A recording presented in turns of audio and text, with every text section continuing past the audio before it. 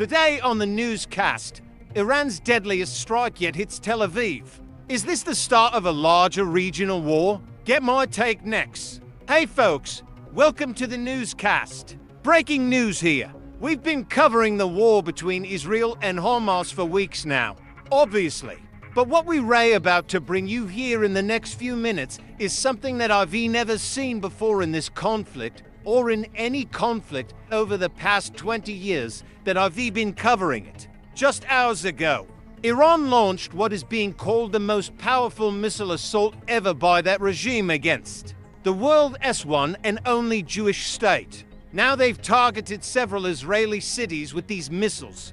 The bulk of them have targeted the Tel Aviv area, and now reports coming out of Tel Aviv right now of just devastation. Now again, this is not something we have not seen in the past 2 weeks since October 7th when Hamas launched their surprise attack from Gaza into southern Israel and Israeli cities. But it is on another level. It is more deadly, more precise, more impactful than anything we've seen so far. The missiles hit with devastating precision, according to Israeli media outlets. Israeli officials immediately declared a national state of emergency, and sirens wailed from Dan to Eilat. That is from the northernmost parts of Israel to the southernmost parts near the Egyptian border. And if you've never heard an Israeli air raid siren, it sounds like this. Wow. So again, that went off all across the country. People running for cover, hospitals operating in full crisis mode. Many of these missiles were intercepted by the Israeli anti-missile defense system, the Iron Dome. But some got through and they caused major structural damage, according to Israeli officials who spoke to the media a short time ago. Among the areas in the Tel Aviv suburb of Holon, which is right next door to the city of Bat Yam, there was a direct hit on a multi-story building there. And then also south of Tel Aviv in the coastal community of Ashkelon.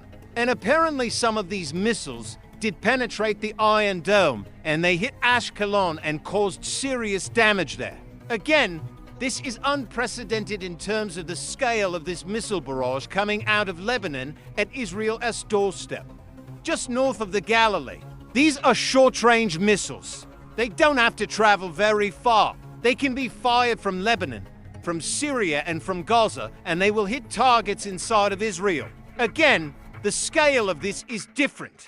This is unlike anything we've seen during this recent war. Now the Israeli Defense Forces are fully mobilized. They're calling up reservists. Air Force and ground units are on standby for possible immediate retaliation against those responsible for launching these attacks. We'll get into who's responsible in a minute. But first, I want to show you some of the footage of these massive strikes. This is video from Lebanon. You can see the missiles just raining down onto Israel. This is not normal. Again, this has not happened in the past 2 weeks. And this is coming from Lebanon at Israel's doorstep. Also from Syria, we saw missiles launched from that direction as well. And a little bit more video for you. This is Holon. Once again, that's a Tel Aviv suburb where one of these missiles struck. Here's Bat Yam right next door, another coastal city that was hit. You can see the Iron Dome in action here as well. Obviously, these missiles were coming from Lebanon. And again, folks, it's one thing to launch missiles from Gaza. That's where Hamas is. That's where Islamic Jihad are. That's where Palestinian terrorists are. But to launch this barrage from Lebanon, number one, that's where Hezbollah is. Number two, that is at Israel's doorstep.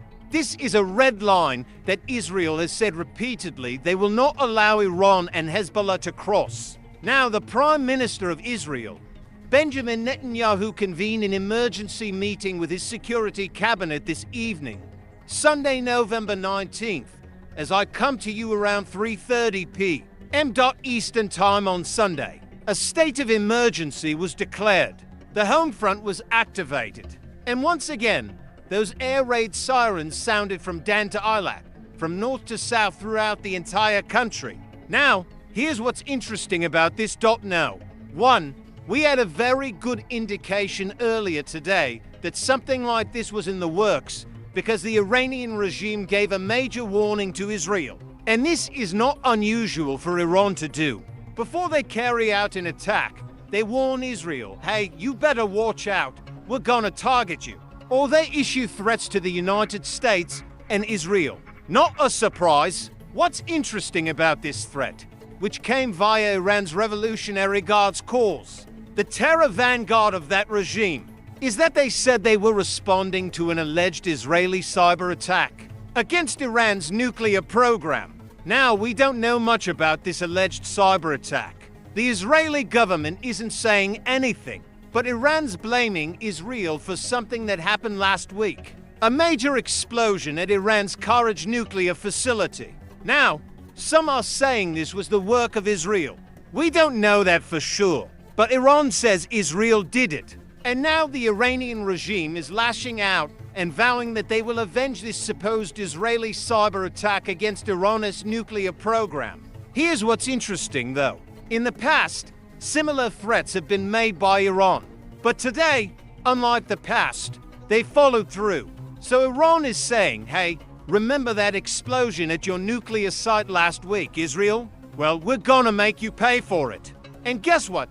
They made Israel pay for it in a very big way. Now, what is Iran's endgame here? What is the goal? Some would say their goal is to force Israel to spread itself thin. Remember, Israel right now is focused on the war in Gaza. Obviously, Hamas is a threat. They've killed hundreds of Israeli civilians. They have taken hostages. They're still a threat. And Israel is focused on dealing with that. But Iran wants Israel to focus on something else, too. And that is Iran's proxies surrounding Israel. And we've talked about that ring of fire that surrounds Israel.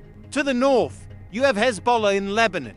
To the east, you have those Iranian-backed Shiite militias in Iraq and Syria.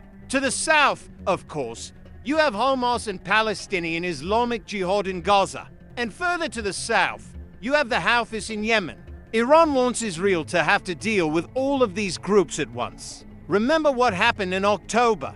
On October 7th, while Israel was focused on the war in Gaza, the Iranian-backed Houthis in Yemen launched a major attack. They penetrated the border fence, entered the Israeli-occupied Palestinian territory, took hostages, and planted bombs. So Iran wants to spread Israel thin. And you may say, okay, that's Iran's goal. But why Lebanon?